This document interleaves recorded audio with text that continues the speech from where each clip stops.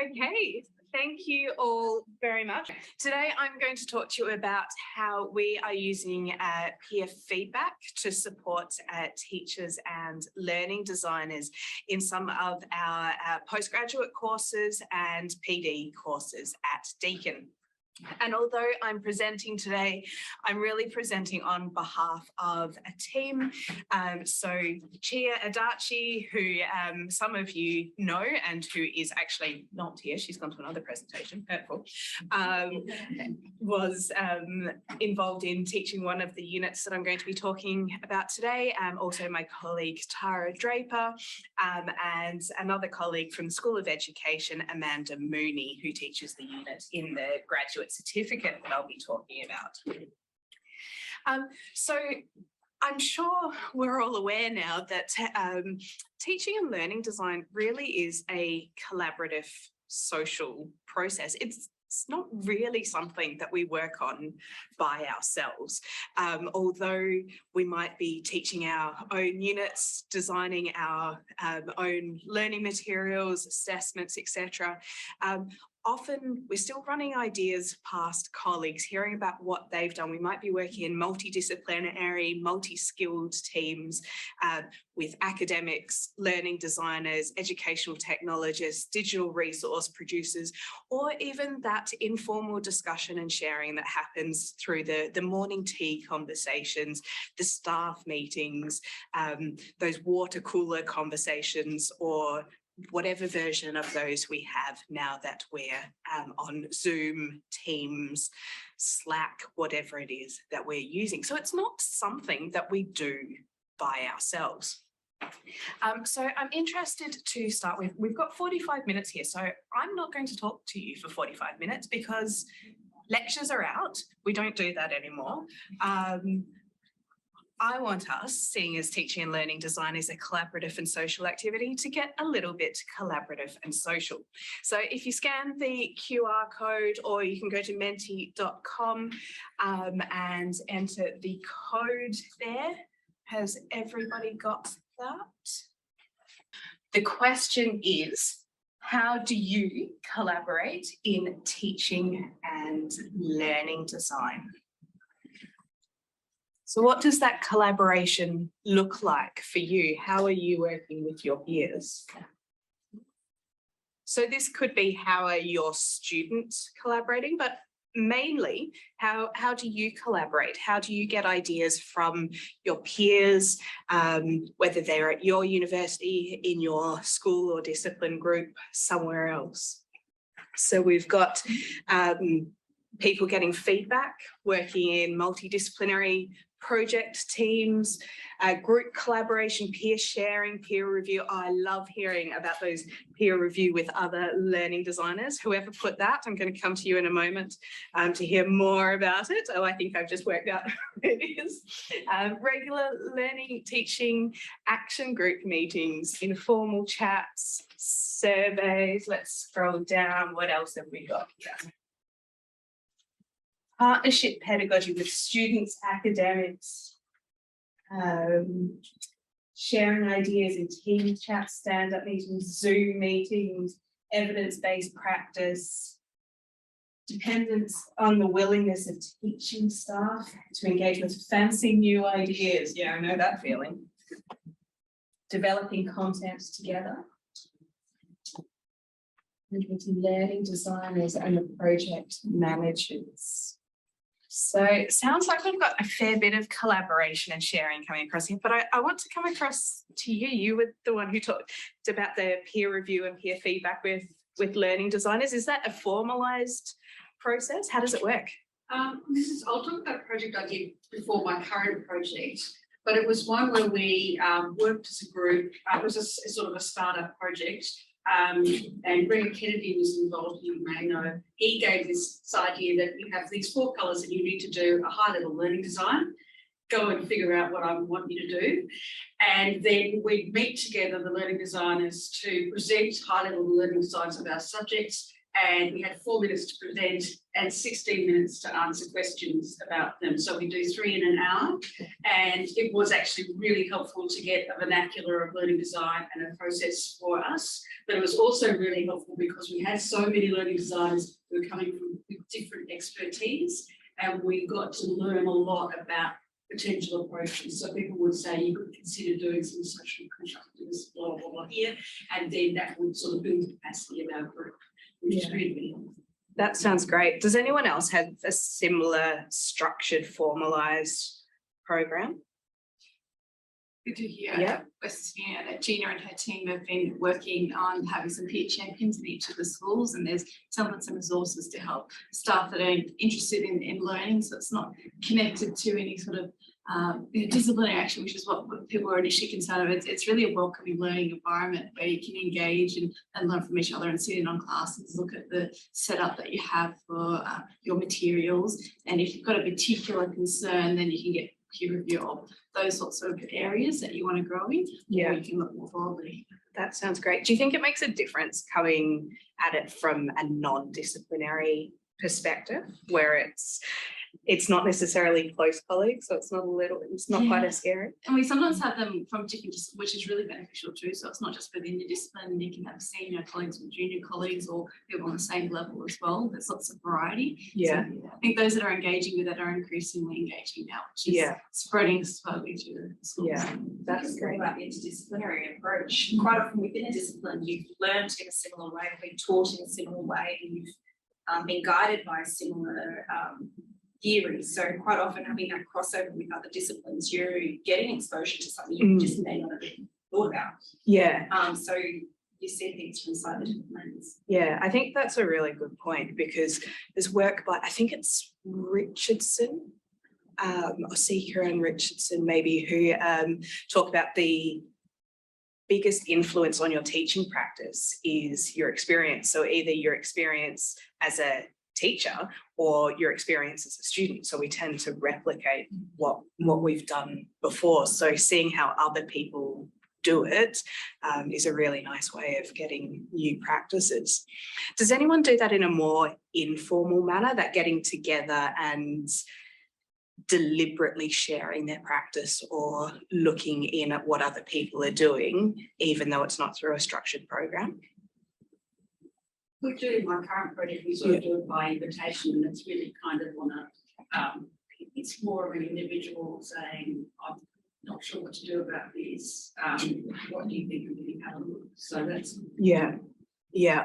But often it sounds like in most cases it's through that conversation, and just talking to other people about what we're all doing. All right, I'm going to go back to the slides. Thank you for that. Let's go back. So realistically, even through our conversations here, we're seeing that peer feedback for teachers and for learning designers really is an authentic activity. It's an opportunity to model new practices, putting it into teacher training courses or teacher professional development courses is an opportunity for us to model and instill that good practice, and also to prepare people for what they might be doing later on. But also develop that feedback literacy, evaluative judgment, that ability to judge where you're at and see different ways of doing things.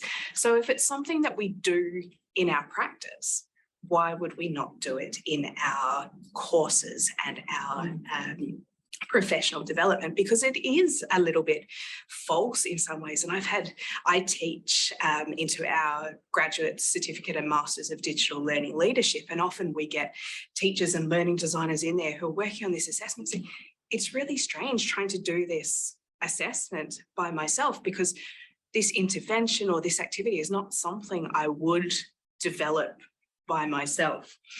So that's where we've built in the peer feedback. So I'm going to talk to you about two examples today.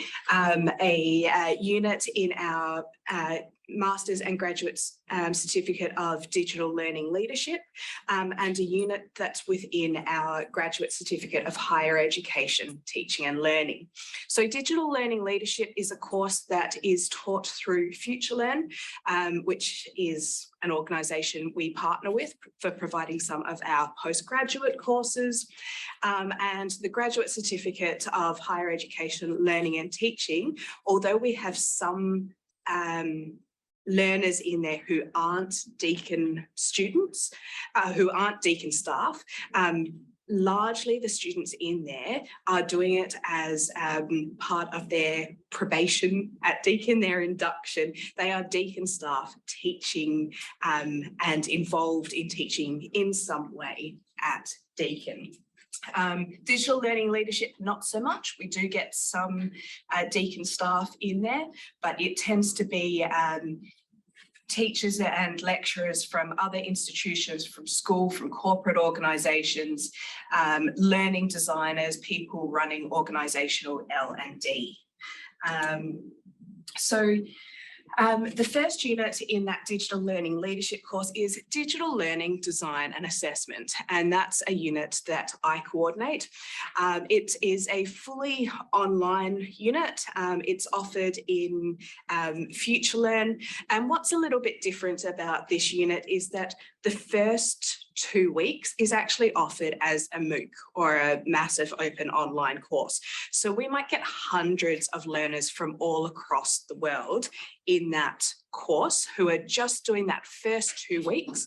And then we get a smaller group who are going through and doing the next 8 weeks as well, in a more structured way as part of their graduate certificate or master's. But they are largely education and learning design professionals, particularly as they're going through into the longer unit. We do require that they to do the master's and graduate certificate, we do require that they have some experience working in education or learning design.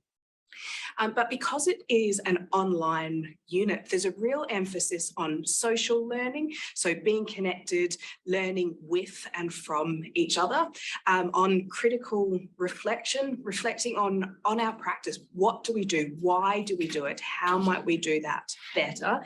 And how does what we're learning, the concepts and ideas that we're exploring, how does that relate to our practice? And then the other real area of emphasis is authentic practice as well.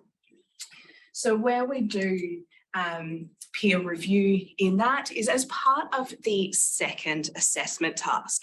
And in this task, we ask students to create a professional practice action plan. So this it's due in week 11 of the trimester. At Deakin, we work in 11-week trimesters. So this is right at the end of trimester. So the students are required to investigate a digital theory or approach. So look through the literature. What do we know about digital storytelling, for example, and how that impacts learning, how that can be used in online and digital education? Maybe it's about gamification. They get to choose a topic that we've looked at in the course, but that is of particular interest or relevance to them, something that they can use in their practice.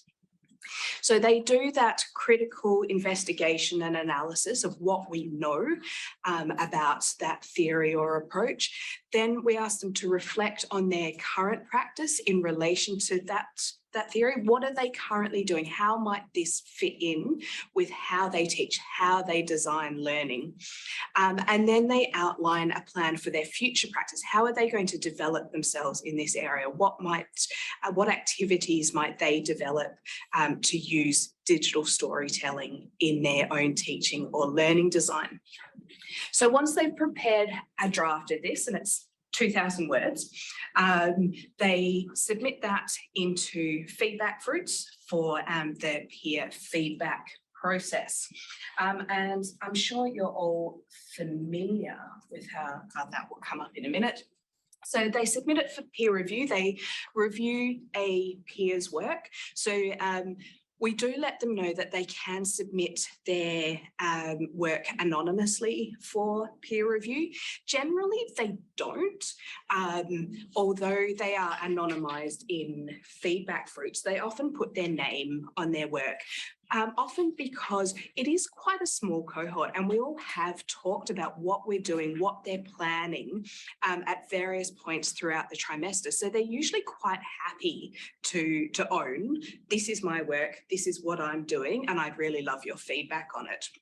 So they then review a peer's work, and of course that's anonymised through FeedbackFruits, and most of them keep it anonymous, and they provide feedback and suggestions for improvement. And we talk to them about the importance of providing feedback that people can actually act on, because there's nothing more frustrating than giving someone a piece of work for feedback and hearing, oh, this is great, I really like this, cool, how do I make it better?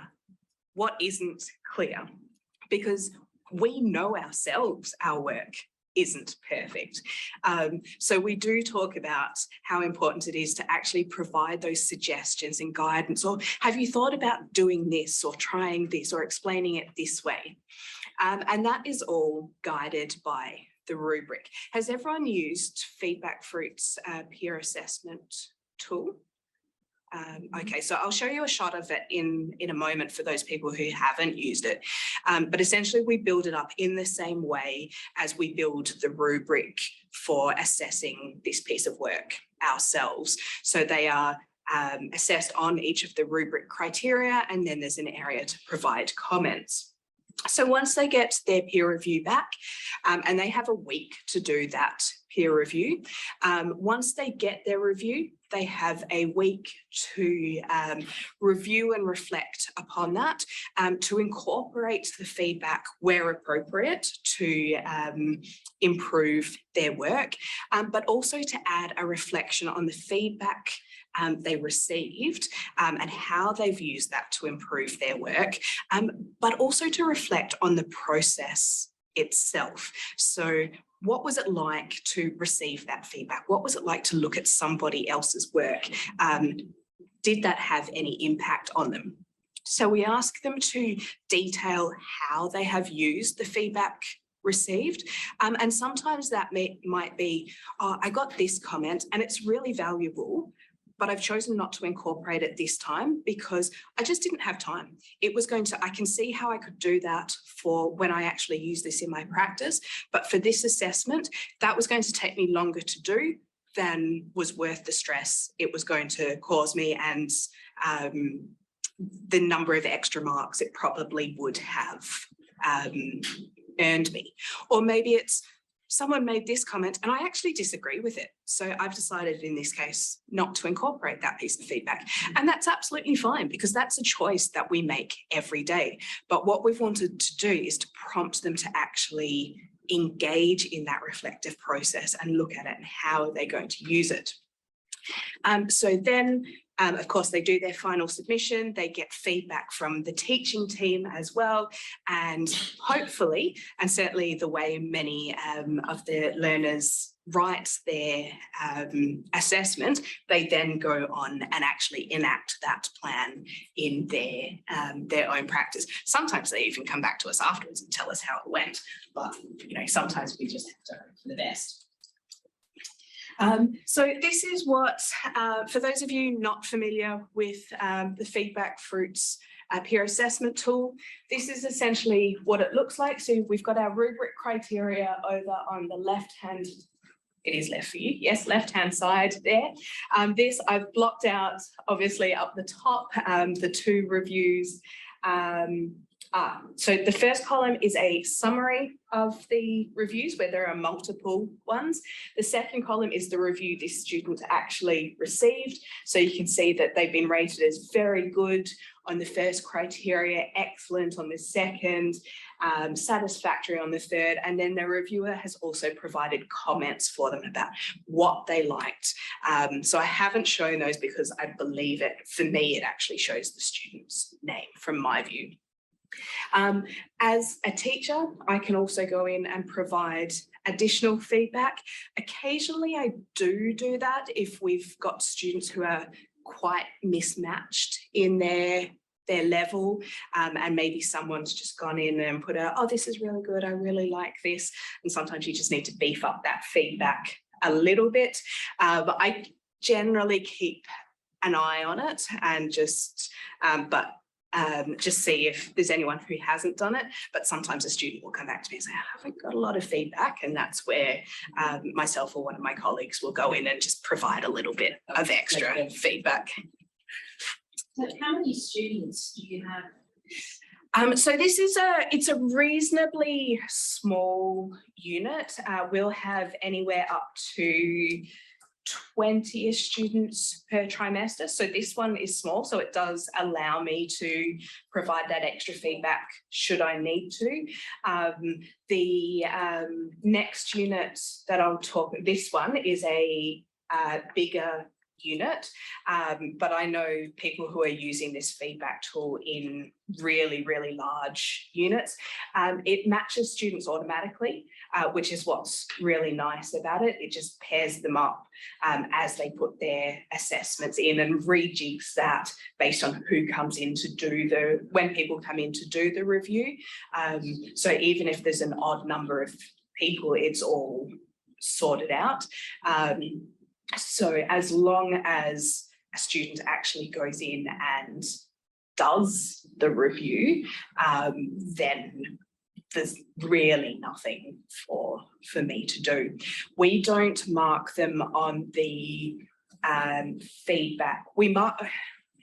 We take into account that they have given feedback and given a decent amount of feedback, but we don't assess them based on the feedback they receive or the feedback they give, because that's highly dependent on somebody else's work as well. So what we mark them for in terms of the peer feedback activity is that reflection. So even if they get really meaningless, vague feedback, which doesn't really happen for the students because one of us will go in and give them feedback if they haven't got any. They can still write a reflection about how frustrating it was to just get, oh, this is good, I like the way you've done this, knowing that they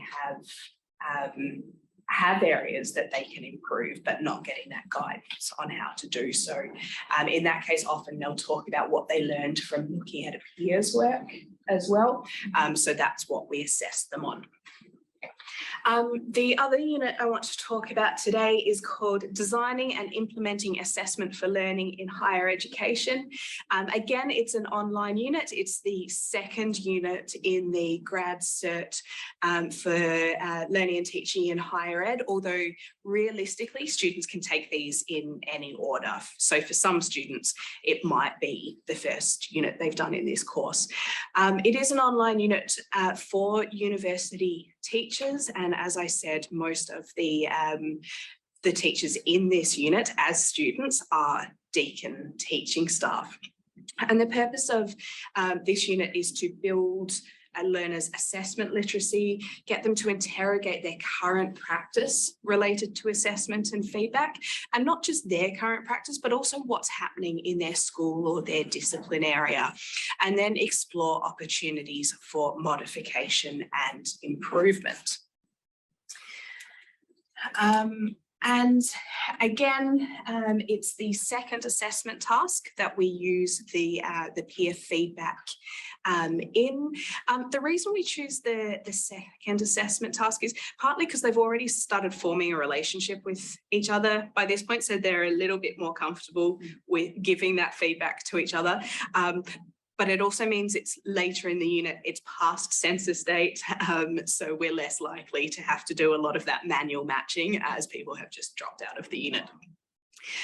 So for this task, they reflect on their current practice in feedback and assessment, identify an issue, a challenge, an opportunity to improve and do something differently, and then develop an action plan to redesign that assessment or feedback practice. So in that way, it's quite similar to the assessment task in the other. Again, they engage with the peer feedback process. In this one, they're asked both to reflect on the feedback received, but instead of just reflecting on the peer feedback process and what it was like, this one's a bit more structured in its what is the value, what is the role of peer feedback as a professional development activity? So it's much more explicit, I guess, in trying to get students thinking about how might I engage with peer feedback throughout my career? What are the opportunities there? So again, very similar process, just with that additional reflection on the impact on their evaluative judgment and how they might incorporate this into their ongoing practice. Now for the important bit, what do the learners actually think? So they tell us that they actually find this really valuable and enjoyable. They get useful feedback that they can use to improve their work before it comes to the teaching staff. They enjoy providing feedback to their peers. They feel like they've got something to offer there, that they're helping each other out. They really like the opportunity to see other people's work and see how other people have approached the task. Particularly in that first unit, they're all looking at really different aspects of their practice. Some people might look at take a whole course approach to, oh, I really want to build in this course-wide approach to how we do this. Maybe they're looking at a particular module, so it's very different scope, it's different disciplines, it's very different contexts as well, because some of them might be leading the learning design and professional development in a corporate organisation. Some of them are teaching first year units. So, and some of them are primary school teachers. So they really like that opportunity to see what other people are doing and how they're thinking about these ideas and concepts that we explain through the course. So they like that opportunity to see how someone else approached the task, also to see the technology that other students used as well, because we do encourage them to get a bit creative with these tasks. So they might present it as maybe they build a unit slide for us, maybe they incorporate lots of interactive diagrams or videos. So they like seeing some of the platforms that people have used. Oh, maybe I'll try that. And it's also an opportunity to pick up shortcomings or errors in their own work. Often we'll get students mentioning in their reflection that actually my reviewer didn't mention referencing to me, but as I was going through, I picked up something about the way that they'd done references that I knew was wrong. And then when I look back at my own work, I realized I'd done it as well. I just hadn't noticed beforehand that I'd done it. So it's little things that because they see them in other people's work, they're like, oh, I haven't done that way. I need to check what's right or see the errors. And some of them have told us that they intend to incorporate this into their own teaching practice, look at how they might use peer feedback and peer review with their own students, but also how they might do it within their teams as well. How are we going to share this, particularly for team managers, looking at how might I do this? I'm a course coordinator. How can I support the unit chairs to do this as well, or the rest of my teaching team? So this is the point that I'm going to get you to chat again, and I'm actually going to go back to Mentimeter. So, having heard about those examples, what now are some ways you might be able to engage with peer feedback in your teaching practice? And again, this might be, how am I going to get ideas and share ideas with my colleagues? Or where could I implement this as a teacher, as a learning designer? Are there ways in which this could work for my students? Checklists. I want to hear more about the checklists in a moment. I love this idea of the small peer feedback groups with the safe spaces for actioning it together. I think that's a really nice thing, having that place to actually, okay, try it out. Some of you I know were at my Elliott presentation talking about safe spaces for new ideas. Developing suitable criteria, students write questions. Whose suggestion was checklists? Yeah, how might you use that?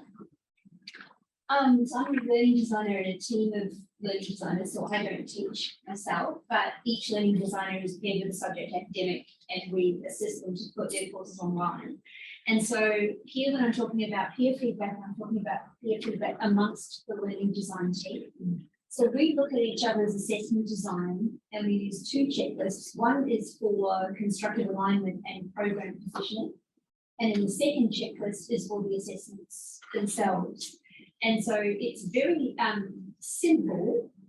And if we find that we can't check a box, then that initiates a conversation, usually on Teams. Yeah. Yeah. Well, that's really interesting, because that would be probably quite a simple process of going through and just checking it off.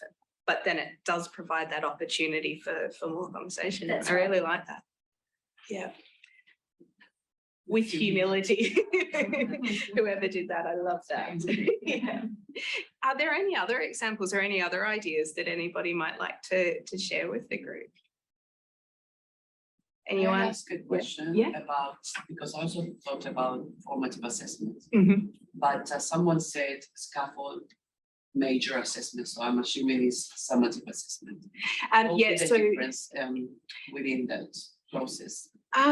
So I think that was my point. Yeah. And, at my institution, because of, shall we say, the administrative challenge of making changes to assessment tasks quickly, we've found actually the most effective way of implementing FeedbackFruits and the most for peer review is to actually not be using it for formal assessment. We use it to, for example, where students, because we still tend to load assessment up toward the end of semester, but we might say in week 7 create an activity where students can share their draft proposal for their major assessment task and provide feedback maybe to 2 other students. And that's the way we've encouraged the use of it. And it's actually been really interesting learning experience for both staff and students. You know, initially students are like, who am I to be marking somebody's work? So you have to get past all of that kind of block. But also for the academics, once they see the value of this, and the students get a lot out of it, as Joe's saying, that it is really a very useful process. Yeah. And it's exactly what, you know, I went to school in the olden days where you were always swapping your work with the person sitting next to you. So it's kind of gone back to that, haven't we? Yeah, absolutely. And some of our students say they don't know whether it was more useful, which aspect was more useful to them, getting the feedback or giving the feedback. So I think doing both of it is really important. Sorry, were you just... I was just going to comment on using it in that undergrad method for them to help prepare. Do you feel like that encouragement of a collaboration between students, as well as that, I guess, transparency that their work is and that proposal for it is there before it's gone anywhere, do you think that reduces risk of contract cheating? I think it probably does. My gut feel it does, but I have no evidence to support it. And you know, it gives students greater confidence. So I think there doesn't need to be cheating. I think it I mean, also... you can't. I don't know. I don't really understand contract cheating, whether you can buy a draft proposal. Probably. You know, and always be, you know, stressing this is just a draft. It doesn't have to be perfect. Just get your ideas down on paper. And I would also just think encourage students to realise that it's an achievable thing. They're not the only one having a hard time. Everyone else is That's learning at right. the same level. So there's less impetus for them to go, crap, I need to kind of push That's myself right. up. Yeah. And also the advantage of, oh, it's week 7, I better think about this, as opposed to, oh, it's week 12, I better. Yeah, yeah, it's due on Monday. Yeah. Some of us were at Australasia, and in the keynote, he spoke about the giver's gift. That people found it to be so much more rewarding than they thought to be a reviewer. And it was appreciated that they had made that effort. And, and I work with many people who want to give the actual marks for how thoughtful and useful the review was, not the acclaim of your peers and how good your paper was, but how good was your review. And I think it really backs up and enacts that idea of everyone has something to add. Like you're all coming into this learning environment, as Ella Carr, who said, you are bringing yourself to the learning environment, the learning experience. We all have something to contribute here to improve and help each other. We can all learn from each other in some way. Sorry, did you want to? Yeah, I wanted to elaborate. I mean, I wrote with humility part as a joke, but also sort of like maybe a downer perspective that really needs to be considered, and I feel like is missing right now, is that I'm not sure how many people attended the talk yesterday in the afternoon about the lack of clarity around like the learning designer definition and what that means. And I think that means, like, for a lot of people is that there isn't like, because there isn't like a clear-cut thing, some experiences are privileged over others, and often this means advanced degrees. But where I think that becomes problematic is that the demographic of the students right now is completely different from like what's in the stuff, and especially management. Management looks nothing like me, but a lot of my classrooms that I worked in look a lot more like me. And gender-wise, race-wise, sexual orientation, they're just very different. And I feel like when people come in and shut down the conversation by being like, well, I did my master's on this, or I did my PhD on this, it doesn't leave room for discussion. And that's why academia is so slow to change, and it's very insular and can be very, very hard. And even if you put people in a peer environment, if people from that minority sort of perspective, I might not voice that. And this is something I've faced a lot, like working in white Australian academia and other ways, is that I often get shut down because I don't have the advanced degree, but I have the lived experience. But people often shut me down being like, well, no one said that in my research. And it's like, well, they're not saying it because that's your attitude. So I feel like when I say with humility, I think we need to be open to like learning designers or people who are ed techs from different backgrounds. Like I might not have the advanced degree, but I have to be in the Australian classroom for like a few years. And it was very radically different coming from an international context, where teaching and racial makeup is extremely different. So I feel like with humility, I mean it entirely seriously, in that like that person in the room might not have your like, you know, your PhD, but they might actually be from a disadvantaged first generation, you know, different race, like, you know, like different gender. And I think we need to be really open about that, because otherwise the peer feedback is not equitable. Yeah, no, I think that's a really important point. Voicing some of these. Yeah. I think I have a different experience. Yeah. In fact, it's quite different because I come from a high school setting and I work with high level stakeholders in the university, and none of them have that attitude towards me. And they all manage schools within the university. So I suppose that it depends really on, you know, who you deal with. It's not, I don't think people are out there to discriminate or whatever, but it depends on who you deal with and personalities. And as you said, perhaps you have dealt with people with perhaps a lot of pride, you know, about their degree.